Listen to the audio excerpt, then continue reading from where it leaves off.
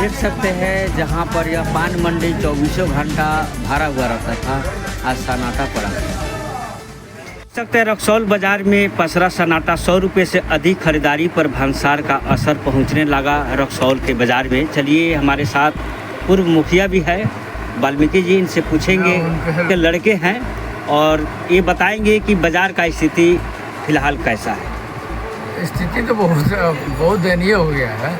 यहाँ पर कस्टमर का आवक है नहीं, पूरा मार्केट तो खाली दिख रहा है। सपा पूरा एकदम लोग बेचैन है, बैठे हुए हैं। कस्टमर का कोई है नहीं दिख रहा है, कुछ नहीं दिख रहा है। काफ़ी परेशान है लोग। देखते हैं दुकान में यहाँ पर बेरोजगार आप लोग रोजगार भी देते हैं और साथ साथ में उनको भी हटाना पड़ेगा, ऐसा स्थिति आ गया है। व्यवस्था तो बदलना जरूरी है। अगर सही ढंग से नियम नहीं निकलेगा तो काफ़ी लोग परेशान रहेंगे। क्या आप कहना चाहते हैं जो सरकार ने नई नीति लगाए है, जो 100 रुपये के सामान अधिक ले जाने पर भंसार शुल्क लगेगा? नेपाल में हम लोग का बेटी रोटी का संबंध है। इस सहानुभूतिपूर्वक विचार इस पर किया जा सकता है कि लोगों को परेशानी नहीं हो और बढ़िया जीवन यापन कर सकें। बैंक रोड को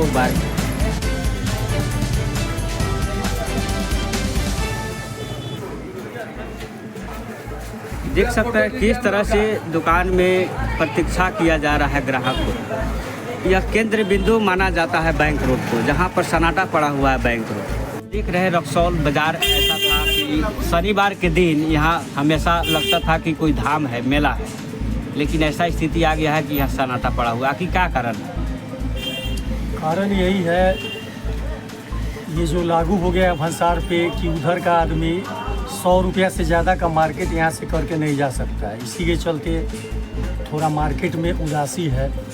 क्या आप बलेन सरकार से कहना चाहते हैं? सरकार से हम यही बोलेंगे कि कुछ एक्शन इस ढंग का लें कि ये जो मैटर है इसमें सुधार हो जाए। दूसरा क्या है,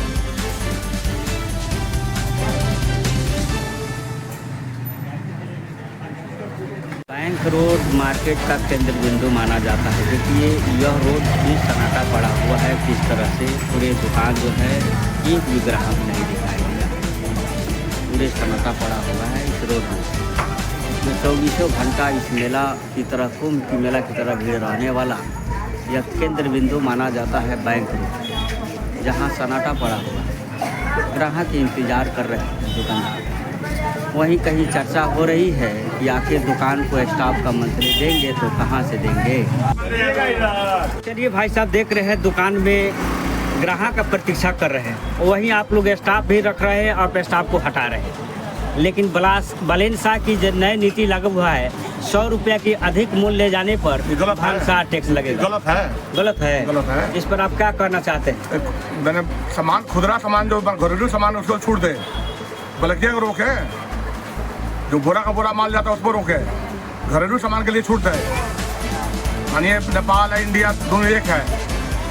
एक नहीं, बेटी रोटी का हाँ तो एक है, तो घरेलू सामान के लिए छूट दे। अभी स्थिति कैसा है यहाँ का? अभी स्थिति खराब ही चल रहा है। बैलेंस के बारे में विरोध हो ही रहा। मानिए सर के गदी बढ़ गया तो नहीं, जो हम रजे बन गए हैं वैसा थोड़ा बताया है। मैंने आप लोग का कहना है घरेलू सामान जो जा रहा है, घरेलू सामान जाने, हाँ उसको नहीं जाने देगा। तुम यहाँ का दाम में दे, यहाँ का दाम में नेपाल में दे। तो नेपाल टैक्स से न चलता है, नेपाल में है क्या चीज़? हाँ तो घरेलू सामान के लिए छूट करो।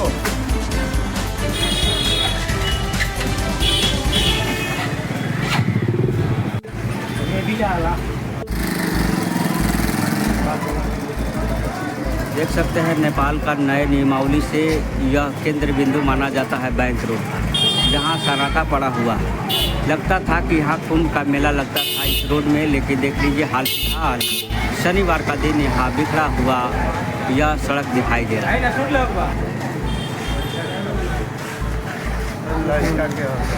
तो यह शंकराचार्य गेट है, जो भारत और नेपाल से जुड़ने वाली शंकराचार्य। सीधे आप जाते हैं पशुपतिनाथ दर्शन करने। आप देख सकते हैं यह जो है सड़कें वीरान पड़ी हुई है।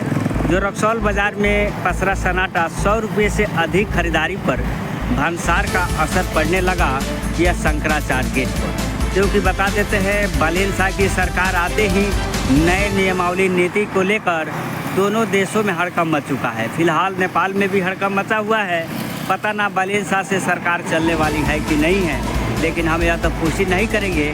फिलहाल नेपाल में भी ऐसा स्थिति आ गया कि अच्छे अच्छे घर जो है ध्वस्त हो गए और वही लोग मायूस जता रहे हैं कि सुबह शाम को जो है घंटी बजती है और शाम को जो है कार्रवाई हो जाती है, और शाम को घंटी बजते ही सुबह में कार्रवाई। तो यह देख सकते हैं नेपाल की नई सरकार की नीति, सीमा शुल्क 100 रुपये से अधिक का सामान ले जाने पर नेपाल भांसार शुल्क देना पड़ेगा। तो देख सकते हैं सड़कें हैं वीरान और यह है गवाह। देख सकते हैं किस तरह से सड़कें गवाह दे रही है और लोगे जो है आना जाना बिल्कुल। घरेलू सामग्री पर 100 रुपया शुल्क को बढ़ोतरी को लेकर नाराजगी है दोनों देशों में, और सबसे ज़्यादा भारत में व्यवसायियों पर असर पड़ने लगा। मॉल में जो काम करते हैं और बेरोज़गार होंगे, क्योंकि कहाँ से बिक्री होगा, कहाँ से उनको मंथली देंगे। तो सीधे तस्वीर देख रहे हैं भारत नेपाल से जुड़ने वाली शंकराचार्य, जहाँ पशुपतिनाथ आप दर्शन करने जाते हैं।